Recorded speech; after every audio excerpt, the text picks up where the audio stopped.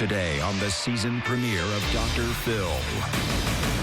I'm not staying alive for me. For me, if it was me, I'd be gone. Straight away back to my mom. Are you mentally ill? Sinéad O'Connor. I became very suicidal. I was a basket case. When you were 21, you had the #1 song in the world. But I also felt like an imposter. Why?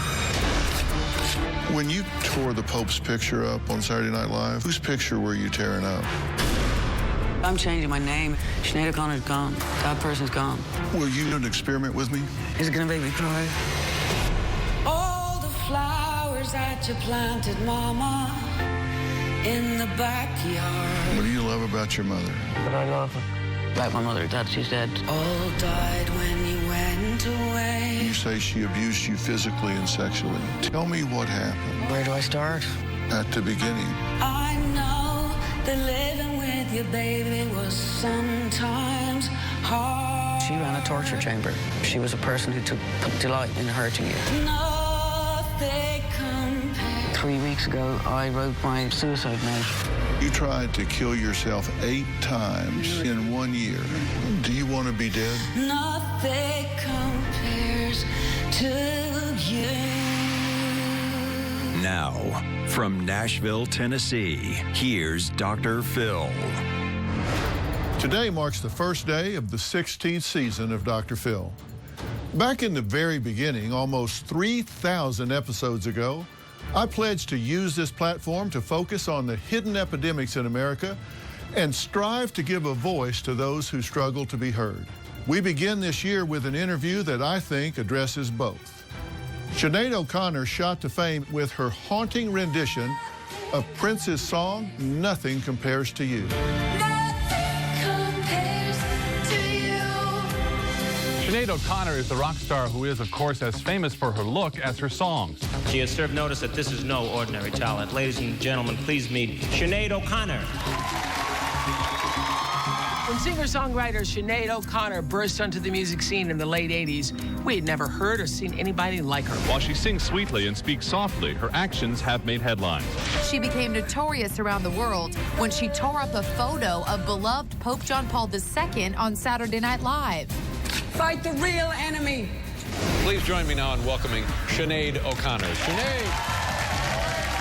Sinead was a superstar with a Grammy-winning, multi-platinum album. Critics said that the then 23-year-old singer was poised to become one of the most influential figures of her generation.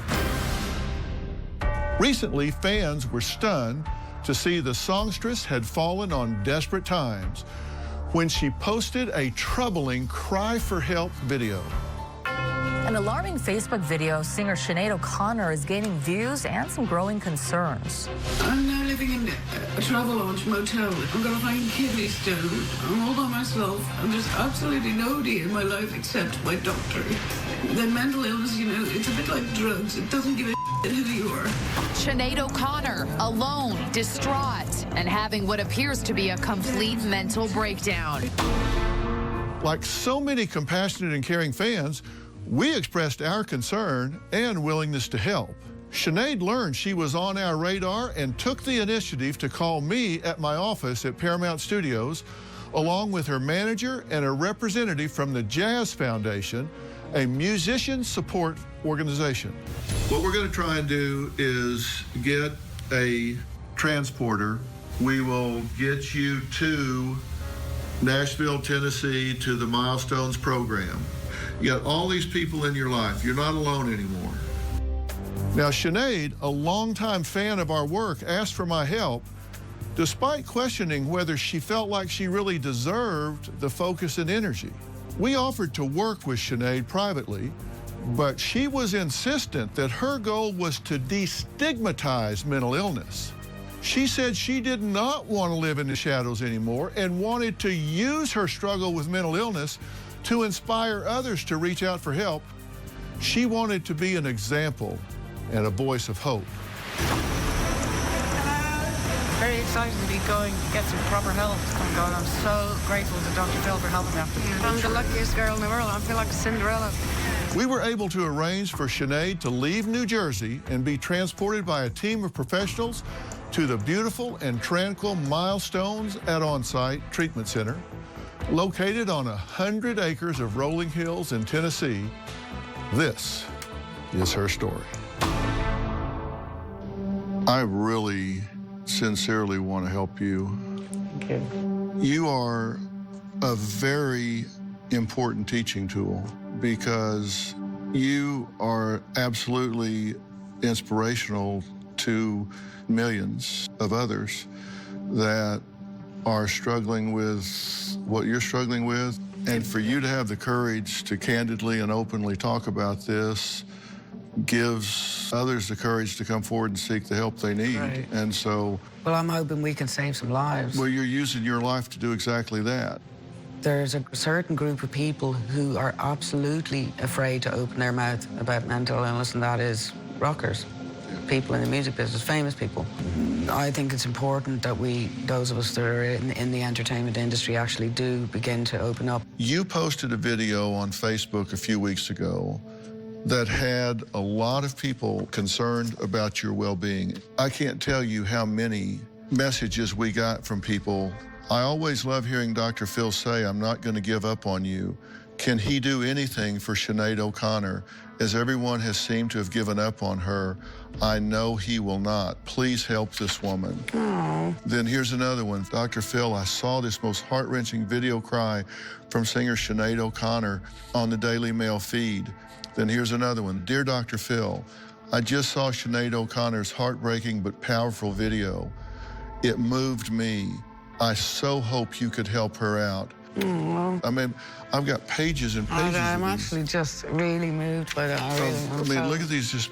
That is just so lovely. I'm so moved. I have to say thank you to all of those people. Thank you so much. You know, I have millions of viewers, and they watch for a reason, and they know that I take this seriously, and they took you seriously. I can't but tell you how moved I am. I can't find the words for once in my life. Dr. Phil and these people are the first people who's ever managed to shut Sinéad O'Connor up. Well, I have to tell you, in all seriousness, I'm really sorry it took me this long to find you. I'm not, because I'm so happy that you did. This is the time that God decided you were supposed to find me. I mean, that's why all these people are writing and saying, you know, please help this woman. But isn't it funny how God works in very mysterious ways? Because this all kicked off, this few years of nightmare started with a kidney stone. But now I'm glad, because if not for the kidney stone, I wouldn't have had the pity party that made me make the video. And we wouldn't be sitting here now, you know? I want to play a little bit of that video and ask you to comment on it. I just can't understand how a person can be left so alone, and I want everyone to see what it's like. It's why I'm making this video. All the people who are supposed to be loving you and taking care of you are treating you like Who are the people that won't take care of you? Are you talking about your family? Yeah, no, obviously I want to be really clever because, like, I love my family and I don't blame them. It's not easy for families of mentally ill people. We can be difficult. What happened was I had been writing to my family, begging letters, you know, and angry letters and raging, and I don't want to make out like I'm a victim here. I give it as good as I get. I was an ass to my family. I thought it would be better, maybe my family might, if they saw how I'm feeling, they would relate to it. you don't even care. I hoped in my kidney stone madness that my family would see it and go, "Oh my God, we didn't realize it's that bad. We'll go get her." Do you know Did what they I mean? watch? No. How do you know? One of them told me. Yeah.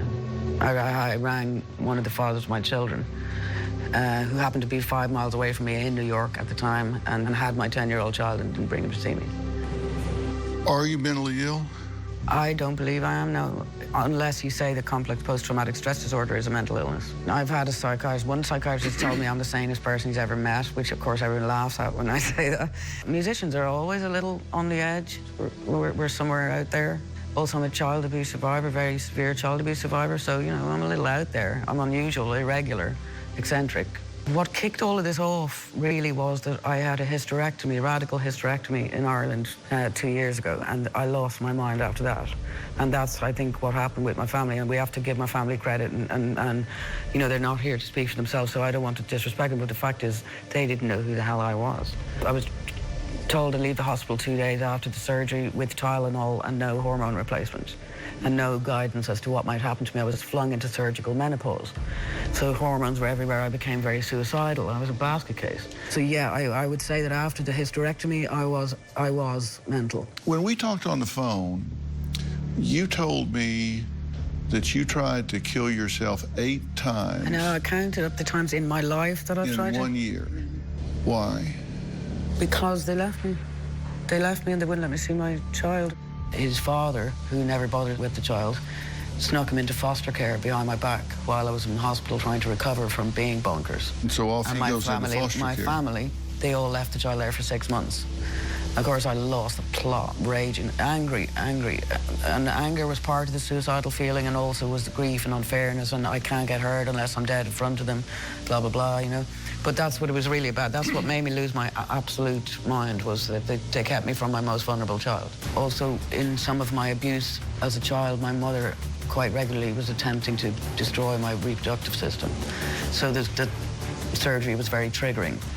You say your mother abused you physically and sexually. And this is really important to me. Tell me what happened. What did she do? Coming up. Where do I start? At the beginning. She ran a torture chamber. She was a person who took delight in hurting you. She used to make me say over and over, I'm nothing, while she was beating me. I think it's very important I tell you, my mother is not the only person I've been raped by. Tomorrow on an all-new Dr. Phil. A daughter's suicide. You believe her boyfriend knew she was going to kill herself. And 2 parents. I love Samantha more than anyone I have ever met. You didn't go to the funeral? No, I had a licensure exam that day. Struggling with grief. Our clothes, Jonathan. Why can we not have our daughter's clothes? I told you, they were outside. You could come get them. That's tomorrow. I know that living with you, baby, was sometimes hard. We now return to Dr. Phil's exclusive interview with Sinéad O'Connor. You say your mother abused you physically and sexually. And this is really important to me.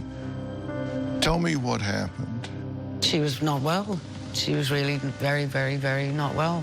I would say she was possessed, although I'm not sure I believe in such things. Mm-hmm. So either she was just a sadist and a pedophile, or she was possessed by the devil.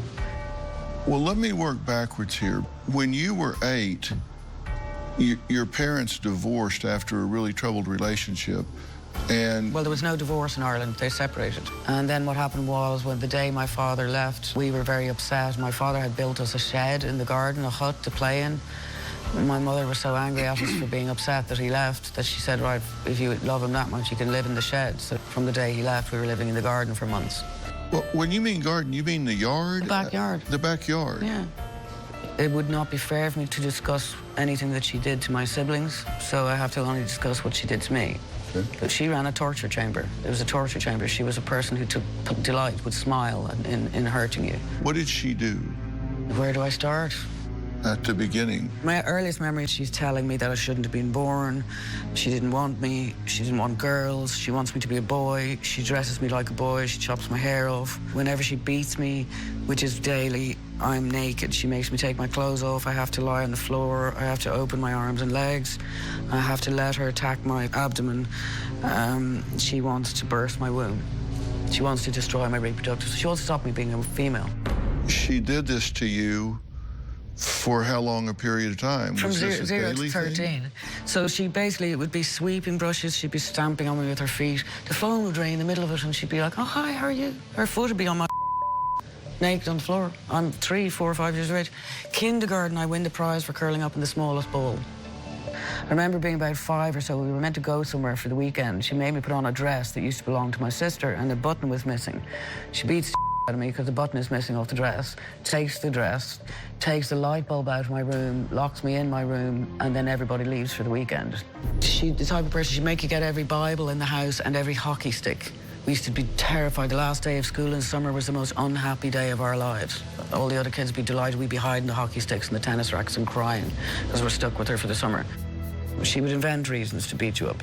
Like, she'd say the lampshade is crooked. My job was to clean a house. So if I left the lampshade a bit crooked after I dusted it, she'd beat the out of me. Daily this went on. The only thing you'd be sure of every day is you're going to get the kicked out of you when you hear the steps of her waking up. Literally, me and my brother used to pee our pants. How long did this go on? Till I was 13, I ran away. She used to make me say over and over, I'm nothing, while she was beating me. I am nothing? I'm nothing, I'm nothing. That's a very small child. After a while, you begin to believe it. In fact, you are nothing.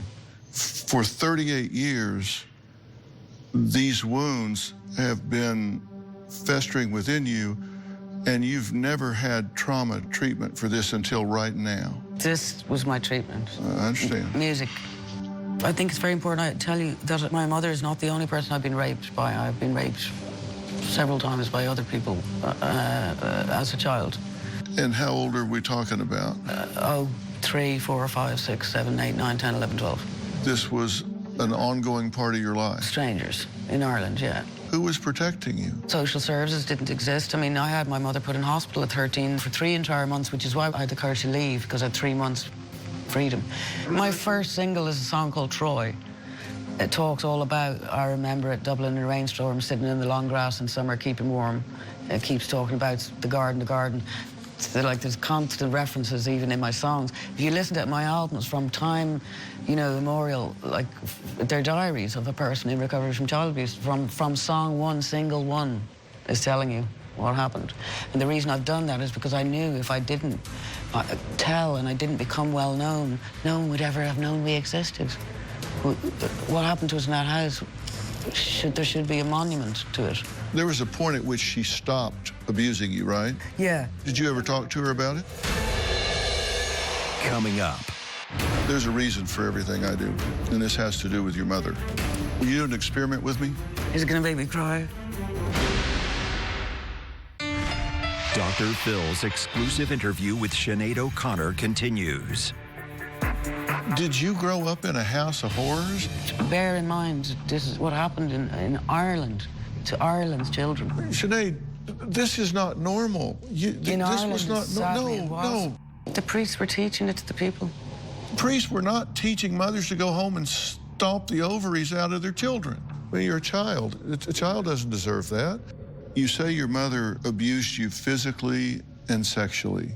There was a point at which she stopped abusing you, right? Yeah. So what happened was, she says, there's some spoons missing from the drawer. She's going to beat me up if I don't find them. And I run out to the garage, and I just keep running. And I go to my father. Then, you know, I didn't get on with my father at all. He sent me away to one of these Magdalene laundries. He paid them to take me. This was like a group home.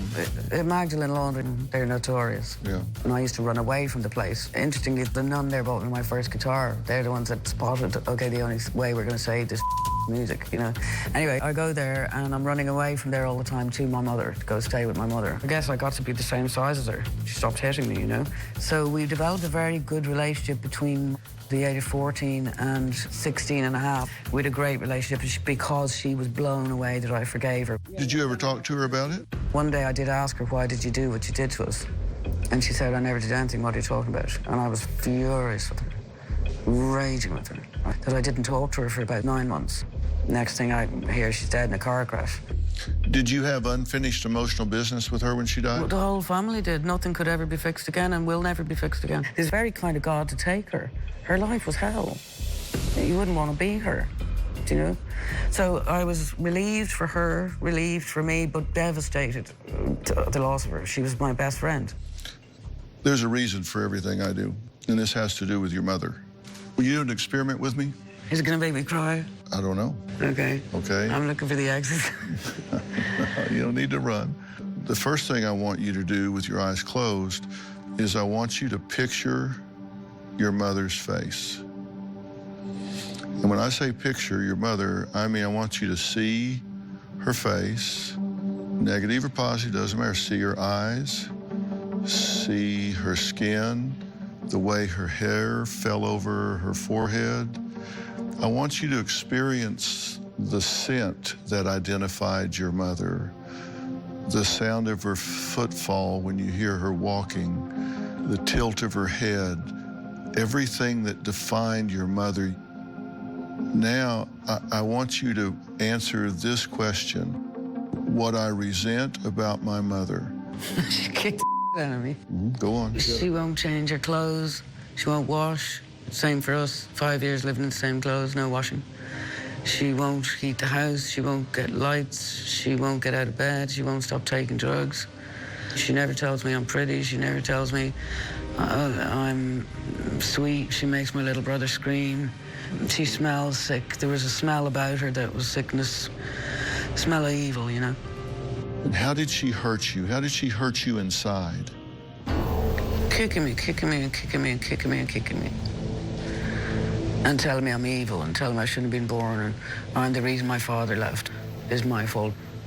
All right, change of question. What I wanted from my mother, I did not get. Cuddles, love, kisses, sweet names, snuggles, sleep in the bed with her, sweet presents. Tell me what I miss about my mother. I hate not being able to love her. I hate not being able to have taken care of her, maybe given her some love back, help her. Nobody helped her. I miss that I cannot put my arms around her and tell her I love her and that she's all right and actually, you know, mother her. I wanted to mother her. I would have taken care of her even if she was an absolute monster.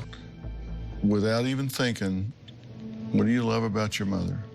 The first thing that came to my mind actually is that she's dead, which is a very strange thing to come to mind, but I love about my mother that she's dead. I think it was very kind of her. Although I miss her horribly, I really ache for her, and I think that's part of where my suicidal instinct comes from, is that I want my mother. But I cannot wait until the day that I naturally get to heaven so that I can see my mother again. Okay, do this for me. Close your eyes one more time. If you sat before your mother right now and you had 1 minute left in this world, what would you say to your mother? I'd throw myself on her like a monkey and I'd never let go. I'd tell her, I love you, I missed you so bad, I missed you so bad. My life has been terrible, terrible, terrible, terrible, terrible, terrible. I miss her so bad. I can't wait to see her again. I tell her I love her. Would she hurt for you? Would she feel your pain? That I miss her?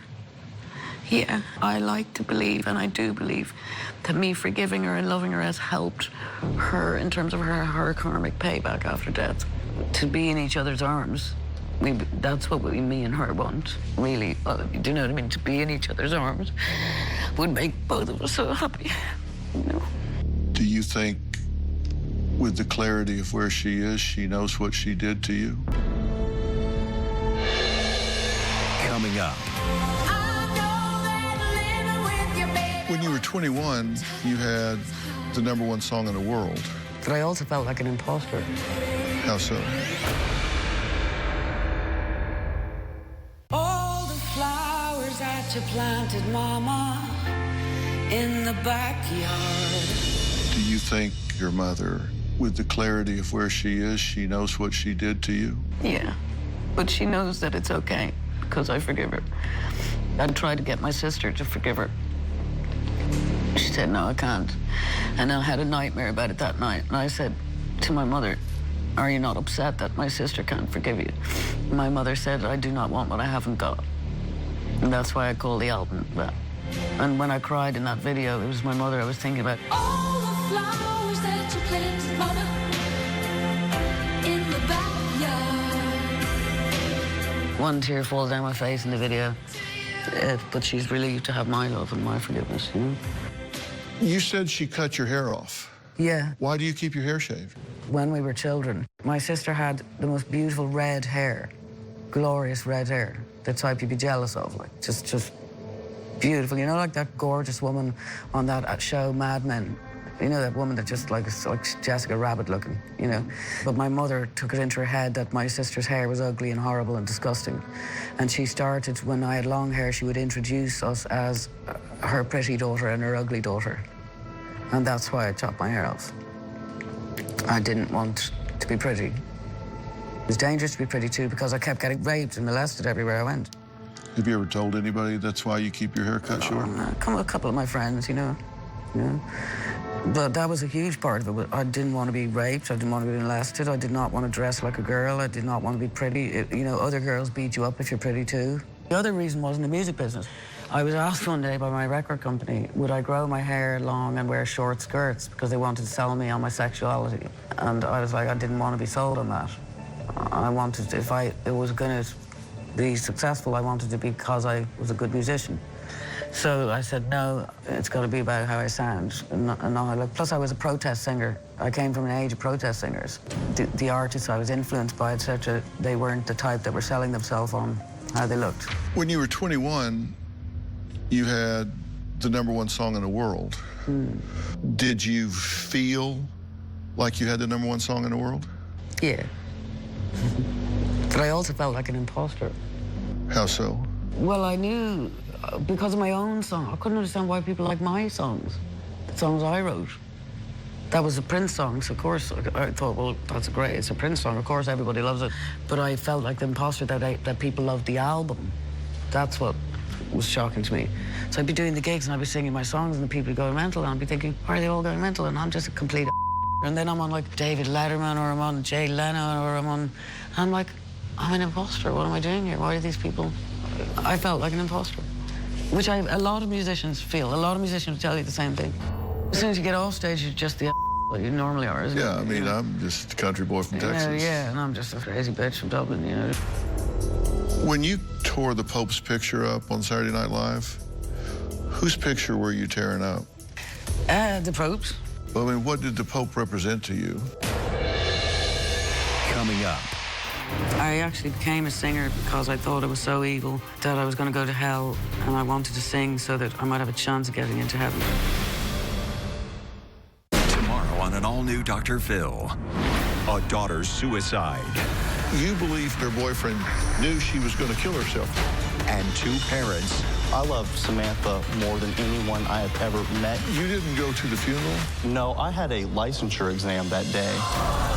Struggling with grief. Our clothes, Jonathan. Why can we not have our daughter's clothes? I told you, they were outside. You could come get them. That's tomorrow. Dr. Phil's exclusive interview with Sinéad O'Connor continues. When you tore the Pope's picture up on Saturday Night Live, whose picture were you tearing up? The Pope's. I mean, what did the Pope represent to you? Interestingly, what people don't know is that, first of all, we in Ireland knew 10 years before you all did about child abuse within the Catholic Church. We had evidence. The photo itself had been on my mother's bedroom wall all my life. I was genuinely very angry with what the church were doing. By ripping that picture, you know, I risked my career, everything. I could be a billionaire now if I wanted, if I believed in that, you know what I mean? But I don't. But I know what you're getting at, and yes, this didn't occur to me until about 6 months ago. It's my father. Did you know you were going to do it when you went on? Mm-hmm. So I had planned it for a couple of weeks. At the very end, I pull out the picture of the Pope and tear it up. Silence. Threw it at the camera. Silence. Everywhere. It was fantastic. So what happened afterwards? My manager vanished for about 3 days. He went to his hotel, just unplugged the phone. About 10 years after that I don't remember, because that's when it became acceptable and it became the norm that I was treated by everyone I knew, from family to everyone, like I was an absolutely insane, crazy person. Here's the thing. I look at things from the standpoint of why people do what they do and don't do what they don't do. We've got a situation where you've gone through horrific sexual abuse, physical abuse. You've gone through serious abandonment.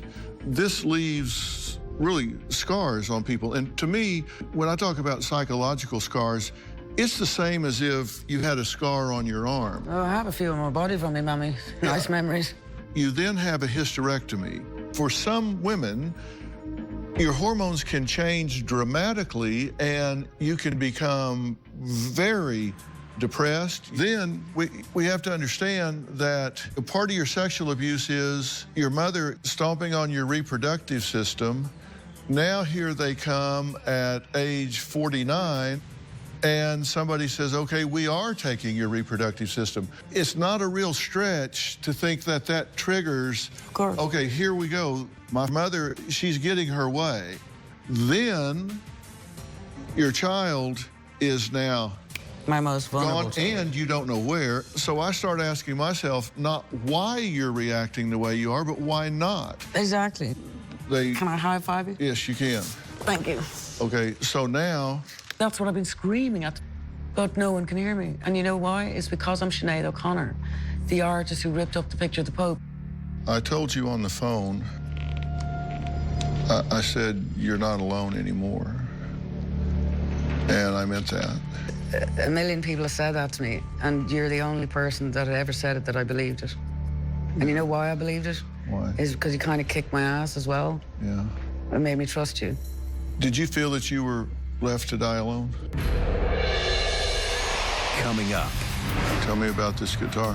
When I took an overdose about 3 weeks ago, I wrote my suicide note on it. Sinead O'Connor's gone. That person's gone. Why? Dr. Phil's exclusive interview with Sinead O'Connor continues. Did you feel that you were left to die alone? Yeah, I was left to die alone. I mean, my family principally, really, the final reason that they buggered off on me was because I was suicidal, because I made a suicide attempt. You're not a horrible, evil person. Okay. I actually became a singer because I thought it was so evil that I was going to go to hell, and I wanted to sing so that I might have a chance of getting into heaven. You didn't respond to what I said. That I'm not a horrible, evil person. Yeah, I know. Well, it's very nice of you to tell me that. Thank you very much. I am beginning to believe it. I am beginning to understand that. I am. It helps that you're confirming what I thought, which is that, you know, why wouldn't I have lost my flipping mind here?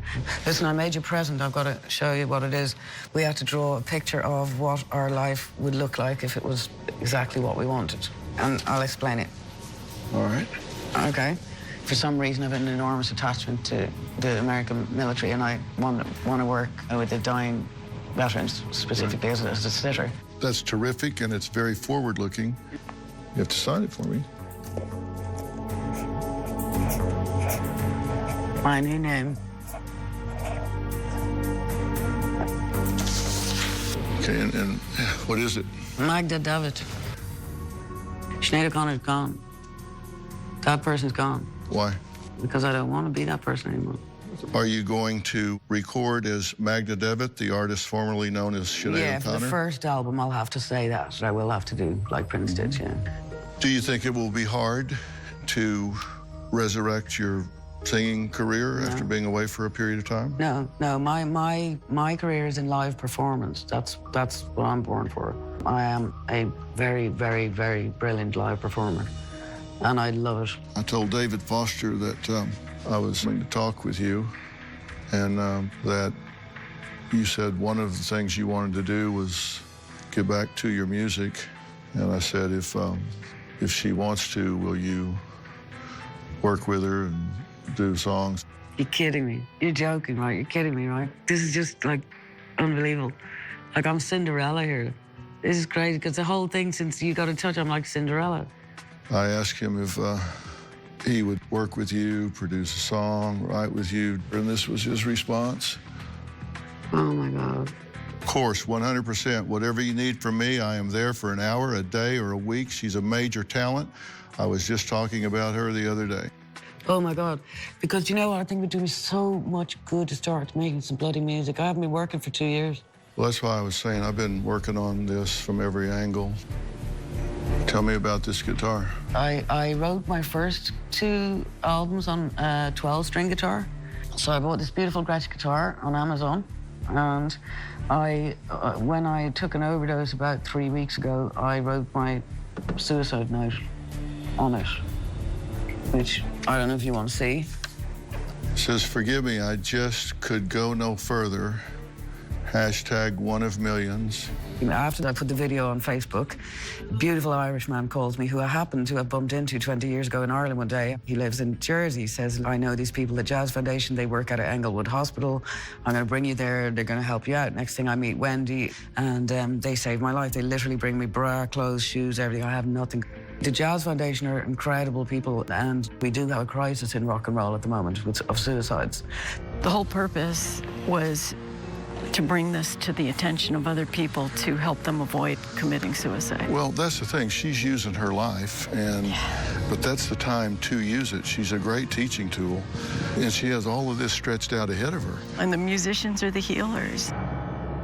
So I would like to be able, if you would allow me, to read the list of the names of all of the rock and roll suicides that have happened since rock and roll began. Of course. Okay, here we go. Graham Bond, Pete Ham, Phil Oakes, Tom Evans, Del Shannon, Richard Manuel, Danny Gatton, Brad Delp, Vince Welnick, Ronnie Montrose, Bob Welch, Keith Emerson, Chris Cornell, Chester Bennington, Kurt Cobain, obviously.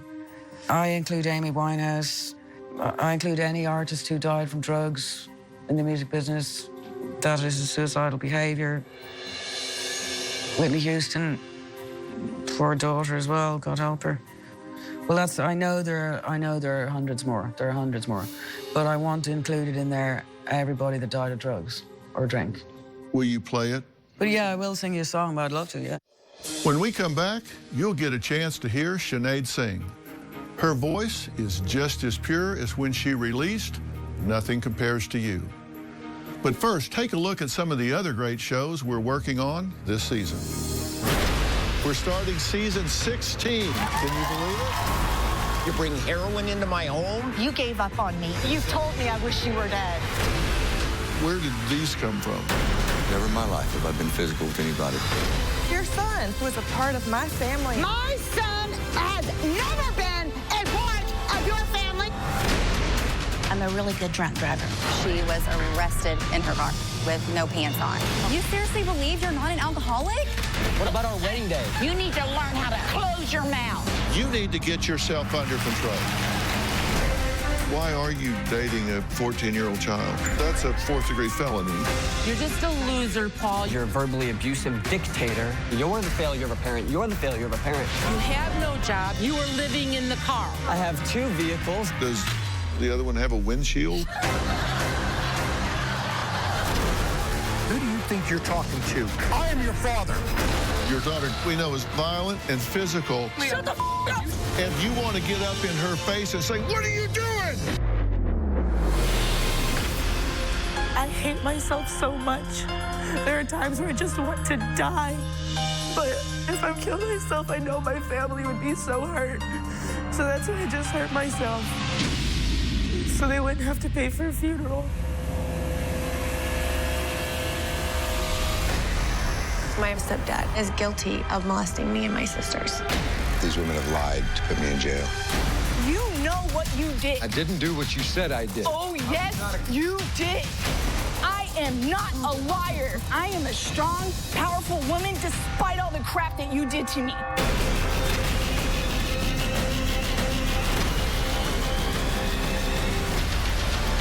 You say nobody listens to you, nobody gets it, nobody understands.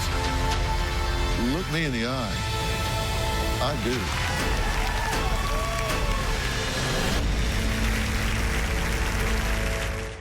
Want to know what's coming up on Dr. Phil? Visit our website and subscribe to our email newsletter. You'll get weekly updates, life strategies, and exclusive video that you won't find anywhere else. Plus, on drphil.com, you can see sneak previews of upcoming shows. Log on today. I've often said when guests are on Dr. Phil that it's the beginning rather than the end of their relationship with us. As of today, Sinéad is beginning her 5th week of intensive work, and she has made unbelievable strides. Now, it has not and will not be a success-only journey. She has had some rough patches, bucked and been critical of programs and protocols at the treatment center one night, only to apologize, say she had made more progress there than anywhere else in her life, and beg to be readmitted the following day. I think what we've done today with everything that we've talked about is really kind of a to-do list for all the team here to say, okay, here's some stuff where they can take that and use that as a guide. You know, the best predictor of future behavior is relevant past behavior.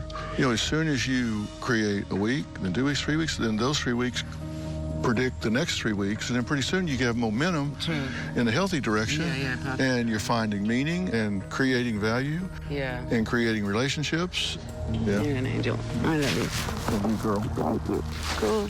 Thank you so much, everybody. Right, that was just the greatest day ever. Really brilliant. Thank you so much. Really, I'll never forget it. Sinead recently progressed to the point where she was no longer resistant to or threatened by certain psychiatric modalities that her Milestones at On-Site team felt she needed. As a result, we were able to make arrangements for her to be temporarily moved to a psychiatric inpatient facility where intensive diagnostics, including blood chemistries, brain scans, hormonal profiling, and advanced psychometrics, will inform a customized psychiatric treatment protocol. Creative Care is an inpatient treatment facility that's been in business since 1989. It is one of the most serene, beautiful places that you can go. It is staffed with some of the top mental health professionals in the world for really getting people to work through and get down to the core of what's going on with them. Now, once they're there, we step back and let them do their thing. That's for them, not for us.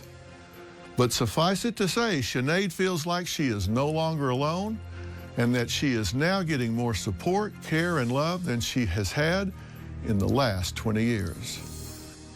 I know that living with you, baby, was sometimes hard, but I'm willing to give it another try. Oh,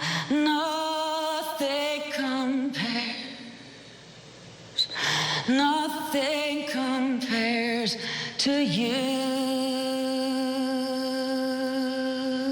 Sinead's goal is clearly to continue to get healthy so she can rebuild key relationships in her life and help others in need, specifically other struggling musicians, as well as our underserved veterans. Sinead seems committed to reclaiming her life and using her considerable heart and talent to touch the lives of others. At this point, she has the resources. The rest is up to her. For more information, go to drphil.com. Thanks for watching.